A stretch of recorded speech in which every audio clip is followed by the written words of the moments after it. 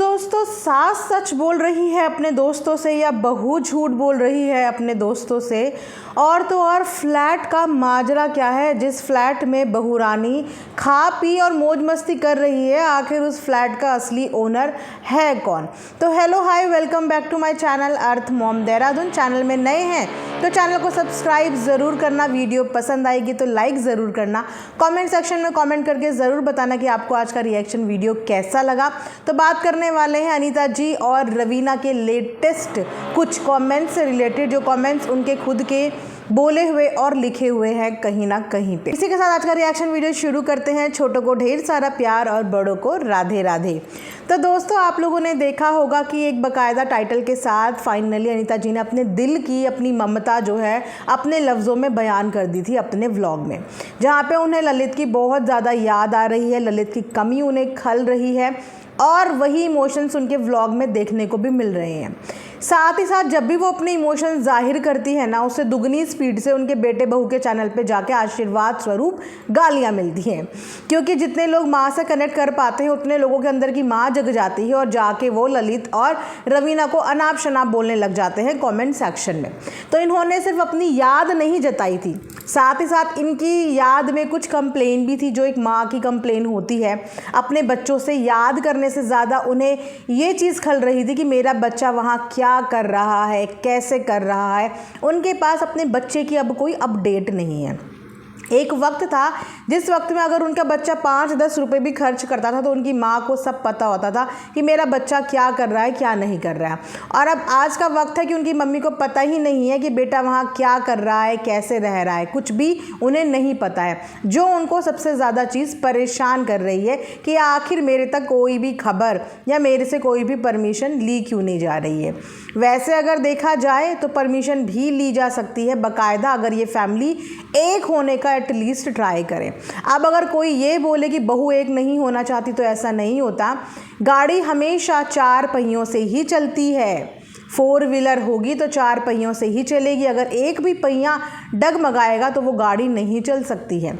रिश्तों में शुरुआत तो दोनों को ही करनी पड़ेगी।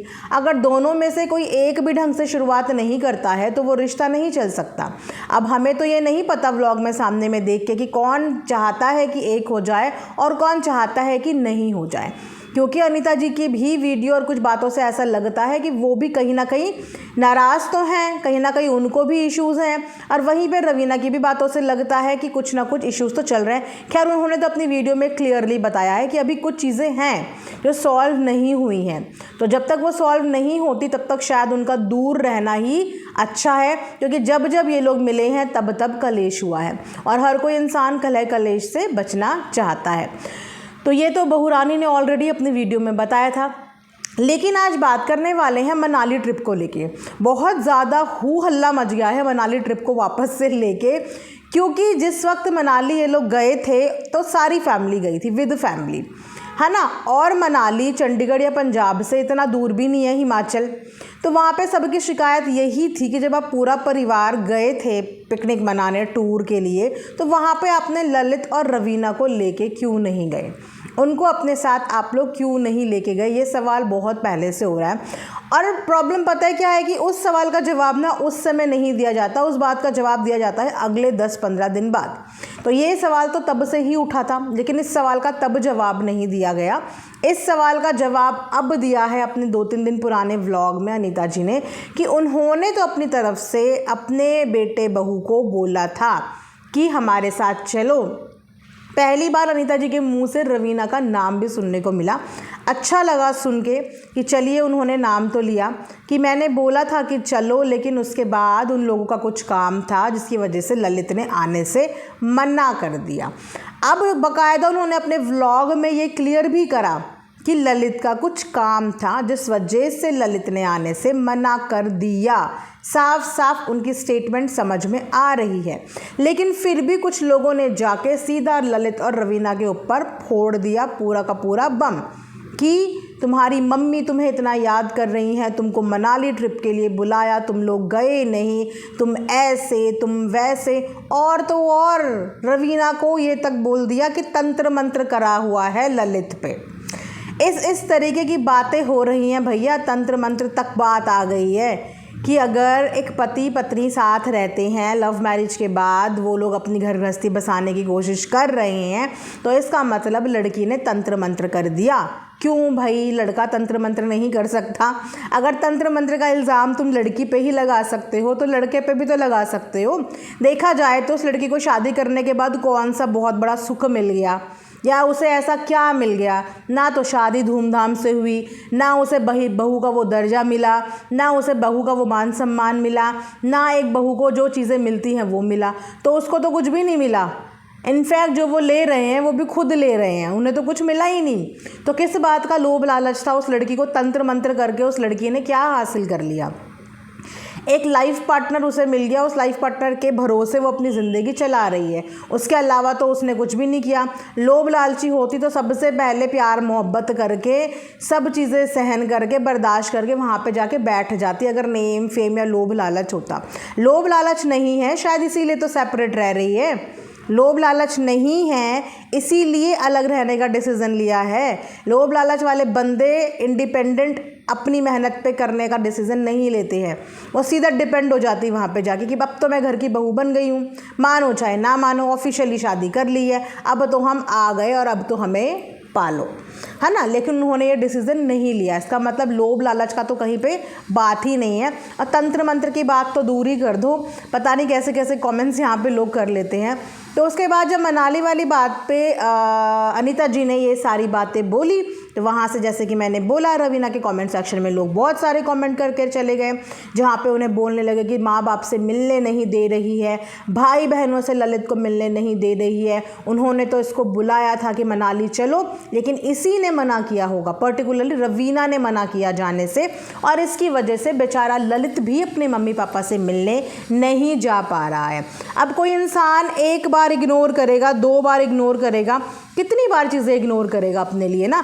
तो फाइनली फिर इस बात पे रिप्लाई तो बनता था, जो रिप्लाई रवीना ने फिर दिया, क्योंकि एक कमेंट करने वाली उनके पीछे इस हद तक पड़ गई कि लिखती हैं पहले, अच्छा तुम्हें बकवास लग रहा है, अच्छा उसकी मम्मी साथ में मनाली घूमने चलने बोली थी ललित एंड रवीना को, तो ये दोनों उस टाइम भी मना कर दिए। रवीना ललित दोनों ही गलत है, मैं दोनों को गलत बोल रही हूँ, एक को नहीं। उसके बाद इनसे जबकि काउंटर क्वेश्चन में नीचे एक सब्सक्राइबर ने ये भी पूछा कि आपको जब पूरा सच पता ही नहीं है तो आप मत बोलिए, तो इसने उनको रिप्लाई किया कि आपको भी तो कुछ नहीं पता पूरा सच, आपको कैसे पता, आप क्या उनके रिलेटिव हैं? ये सारी बहसबाजी चल रही थी सिर्फ मनाली ट्रिप को लेके, जिस पे फाइनली फिर रवीना ने आके इंटरफेयर करा, क्योंकि 2 लोगों की आपस में चल रही थी आर्ग्यूमेंट्स, एक तरीके से लड़ाई, जिसमें रवीना ने इंटरफेयर करा और वहाँ पे उन्होंने लिखा, तुम्हें सपना आया है कि हमने मना किया? हमने कोई मना नहीं किया। रवीना ने साफ बोला है कि जिन्होंने रवीना पे एलिगेशन लगाने शुरू कर दिए, तो रवीना ने बोला तुम्हें सपना आया कि हमने बोला है या हमने मना किया है? हमने कोई मना नहीं किया। तो एक तरफ सास अपनी वीडियो में बोल चुकी कि बेटे ने मना कर दिया था क्योंकि उसको काम था, यहाँ पे बहू ने बोला है कि हमने तो मना नहीं किया था। अब दोनों में से सच कौन बोल रहा है, झूठ कौन बोल रहा है, ये आप लोग बहुत अच्छे से समझते हैं, है ना। नहीं भी समझते तो जिसको जो समझना है वो समझे, जो जिसको पसंद करता है उसको उसी की बात सच लगेगी, तो ये ऑडियंस के ऊपर डिपेंड करता है। लेकिन दोनों के स्टेटमेंट अलग अलग हैं मनाली ट्रिप को लेकर। उसके बाद एक और मेन मुद्दा बना हुआ है उस फ्लैट को लेके, क्योंकि दोनों अब अच्छे से खाना बना रहे हैं, अपनी घर गृहस्थी बढ़ा रहे हैं, फर्नीचर खरीद रहे हैं, तो कुछ लोगों के सवाल शुरू हो गए हैं कि इतना खा रही है, इतना पी रही है, ये तो बता दो कि जहाँ पे तुम रह रहे हो वो किसका है अभी भी, क्योंकि लोगों को ये साबित करना है कि दोनों के दोनों कुछ नहीं करते हैं, दोनों के दोनों डिपेंड है, और कहीं ना कहीं इनका जो घर का खाना पीना चल रहा है वो किसी और की देन है। क्योंकि कुछ लोगों के हिसाब से तो लड़की ने पैसों के लिए शादी करी है, और उनके दिमाग में ये गलत फहमी है, गलत फहमी ही बोलूँगी, क्यों बोल रही हूँ ये आगे चल के बताऊँगी, कि गलत फहमी है कि इनका जो खर्चा पानी है, जो राशन पानी है, वो कहीं ना कहीं अनीता जी उठा रही हैं। तो बार बार उनको पोक किया जा रहा है इस चीज़ के लिए कि ये तो बता दो, जो इतने ऐशो आराम से रह रही हो, खा रही हो, पी रही हो, पर्टिकुलर नारियल पानी तक पीना कुछ लोगों को हज़म नहीं हुआ उनका, उन्हें नारियल पानी तक का हिसाब चाहिए कि जो ये नारियल पानी के घूंट मार रहे हो ये किसके पैसों से मार रहे हो। ये सवाल आ रहे हैं रवीना की कमेंट सेक्शन में। अब अगर आपने रवीना की पिछली वीडियोस देखी होंगी तो वो अपने खर्चे को लेके साफ तौर पे बोल चुकी है कि हमने किसी से कोई भी पैसे नहीं लिए, हम अपने घर गृहस्थी की हर चीज़ें अपनी कमाई से, अपनी मेहनत की कमाई से 50-50% लगा के जोड़ रहे हैं, कर रहे हैं। ये बात वो बहुत पहले ही क्लियर कर चुकी है, लेकिन फिर भी लोगों का जो कमेंट्स पे सवाल करना है वो ख़त्म नहीं होता है। वो खाने से लेकर घर में आई हुई एक एक चीज़ से लेकर उनको पूरा हिसाब किताब चाहिए कि जहाँ रह रहे हैं वो घर किसका है। अगर बोला जा रहा है कि ये उन मम्मी पापा का नहीं है, इन मम्मी पापा का नहीं है, तो भैया तुमने ये घर कैसे ख़रीद लिया? क्योंकि कुछ लोगों के हिसाब से ललित कुछ करता धरता नहीं है, वो सिर्फ अपनी मम्मी की एडिटिंग में हेल्प करता था। मम्मी की एडिटिंग में हेल्प करने की वजह से वो कुछ काम धाम नहीं करता था, तो फिर उन्होंने वो घर कैसे ख़रीद लिया? अब ये घर भी अपने आप में एक मिस्ट्री बनी है कि घर कैसे ख़रीद लिया, क्योंकि कमेंट सेक्शन में कुछ लोगों का बोलना ये भी है कि घर इनका अपना है। अपना है तो जब घर अपना है तो घर आखिर वो अपना हुआ कैसे? क्योंकि आमदनी अठन्नी खर्चा रुपया, ये हिसाब किताब चाहिए अब कमेंट्स करने वाले लोगों को। फ़िलहाल इनकी बातों से बिल्कुल भी बॉदर नहीं हुई है रवीना, ये फ्लैट वाली बात से, क्योंकि कभी कभी कुछ कमेंट्स ना सिर्फ उकसाने के लिए आते हैं कि आप सामने वाले को उकसा दो, उससे कुछ रिएक्शन ले लो, फिर जाके सटाक से वहाँ बता दो और फिर क्या होगा, दोनों के बीच में झगड़े हो जाएंगे। तो ये है पूरा फ्लैट वाला मामला, घर के फर्नीचर वाला, खाने पीने का हिसाब किताब भैया इन लोगों को चाहिए, और इन्हें चाहिए कि वो कैसे खा रहे हैं, कैसे पी रहे हैं। जबकि रवीना अपने आप क्लियरली बता चुकी है कि मैं जॉब करती हूँ, मैं कमाती हूँ, आज से नहीं पहले से कमाती हूँ, और अपना घर गृहस्थी हम लोग चला सकते हैं। अब उसके बाद एक सवाल और कमेंट सेक्शन में आया। अब सवाल बोलूँगी कि जान के क्रिएट करे हुए ये कमेंट होते हैं, जहाँ पे एक कृतिका नाम की जो हैं वो लिखती हैं, we all know that you are much older than Lalit, you must be above 30 and he is barely 25। तुम बहुत ही मैनिपुलेटिव होंगी और डोमिनेटिंग और कंट्रोलिंग भी।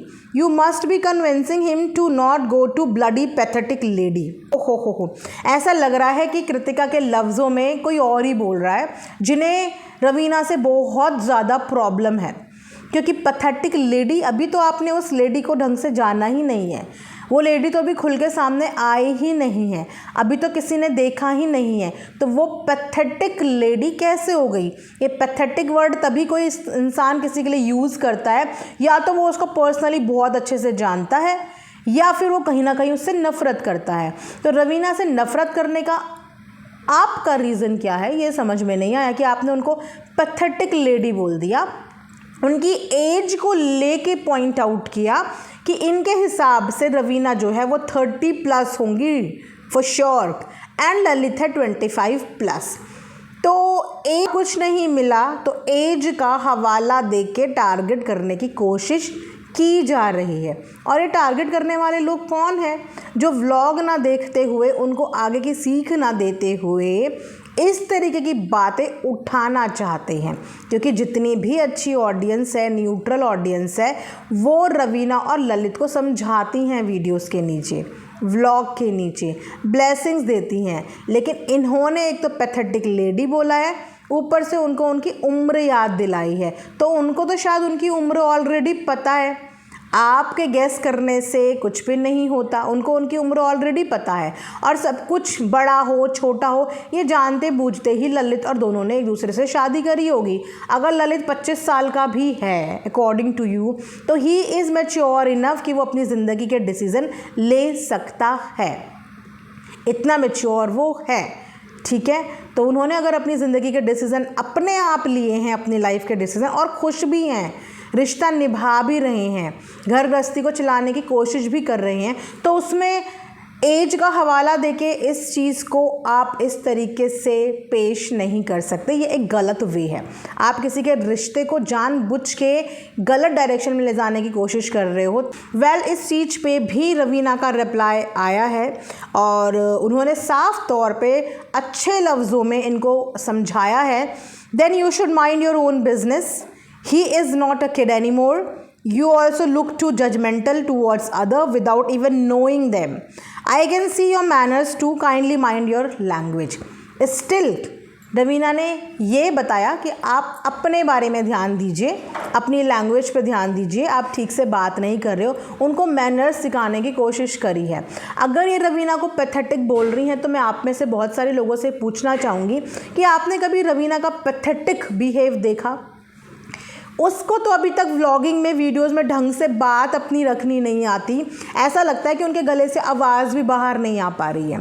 जिस लड़की को अपनी बात रखनी नहीं आती, वो लड़की मैनिपुलेटिव हो सकती है, वो लड़की पैथेटिक हो सकती है, वो इनको कैसे पता? जो लड़की एक लड़कों को अपनी ज़िंदगी में लाने के बाद उसको लाइफ के इतने अच्छे लेसन दे रही है, एक अच्छी शिक्षा की तरफ लेके गई है, आध्यात्मिक सोच उनके अंदर डेवलप की है, कृष्ण भक्ति, भगवान का भोज बनाना, ये सब चीज़ें सिखा रही है, वो लड़की पैथेटिक कैसे है? अगर ये लड़की पैथेटिक है तो फिर संस्कार किसे बोलते हैं? तो वहाँ पे वो अगर भगवान की तरफ उसको लेके जा रही है तो इसमें तो उसके अच्छे संस्कार नज़र आते हैं। इसमें वो पैथेटिक लेडी कैसे हुई? पैथेटिक वाला तो कोई इसने काम किया नहीं है। तो इस तरीके की कुछ चीज़ें हैं जो बार बार मैं देखती हूँ कमेंट सेक्शन में स्पेशली लाई जाती हैं, सो दैट कि सारा मुद्दा ही एक तरफ हो जाए और किसी भी तरीके से इस लड़की को नेगेटिव कमेंट्स की नीचे दबा दो, ताकि ये उभर के सामने आ ही ना पाए।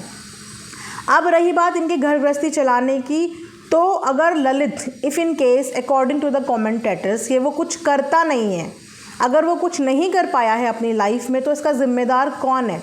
अगर उसने सिर्फ अपनी मम्मी की वीडियो ही एडिट करके यहाँ तक पहुँचा है और इसके अलावा उसके पास कोई रोज़गार नहीं है, तो फिर आप मुझे बताइए कि इसका ज़िम्मेदार कौन है? इसका ज़िम्मेदार वो नहीं है। उसने अपनी मम्मी के चैनल पे अपना 100% दिया और अब वो नहीं है तो उसके भाई बहन दे रहे हैं, और उसके अलावा अब उसके भाई बहन भी कुछ और नहीं करते हैं, वो भी एडिटिंग का ही काम करते हैं।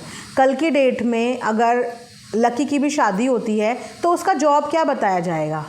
क्योंकि उसका जॉब भी अपनी मम्मी का एडिटिंग करना ही है, अपनी मम्मी का चैनल ही संभाल रहे हैं।